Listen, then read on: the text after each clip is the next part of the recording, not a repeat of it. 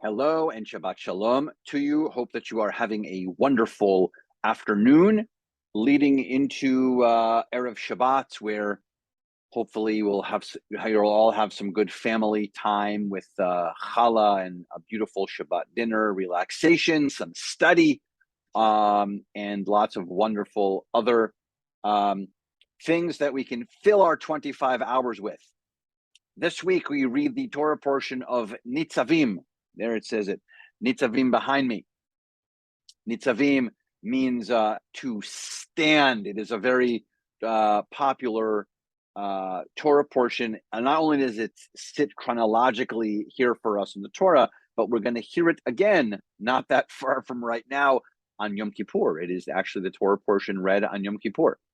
So that's the level of significance of this particular Torah portion.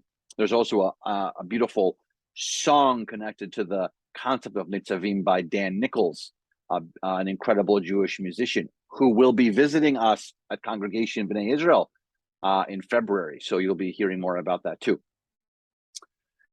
But Nitzavim, like I mentioned, means to stand. We, of course, are in the book of Deuteronomy, still within that 37-day-long speech that Moses is giving to the Israelites. And Nitzavim means to stand or stand collectively. It's a very fancy, very filled word with the concept of what it means to stand, like almost stand with something, stand for something. It's not just purely stand up. It's deeper than that. Even more so, and this is the part that I'd love for us to focus on the Shabbat. The Shabbat, by the way, which is the last Shabbat in this Jewish year, because it's Friday, and then tomorrow's Saturday, and then Sunday evening is Erev Rosh Hashanah. So this is the last Torah portion of our year. So I'd love for us to think about not just the standing for something piece of Nitzavim, but also the other angle of the translation that actually means,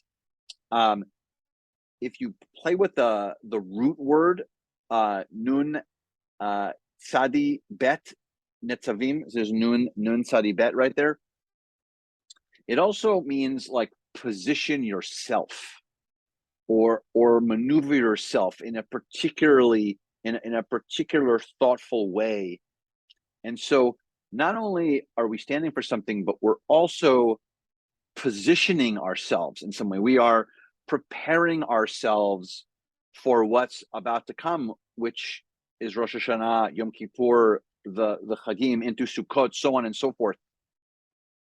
And so I want us to think about how we position ourselves. We always position ourselves in certain ways. When we go to sleep, when we lay down, when we're on the couch, when there's a pillow, when we get in the car, when we get in our office, when we take our shoes off and put them on, we're always positioning ourselves to benefit ourselves for the situation that we're about to be in. If you go to the movies, you position yourself in the particular seat that you like.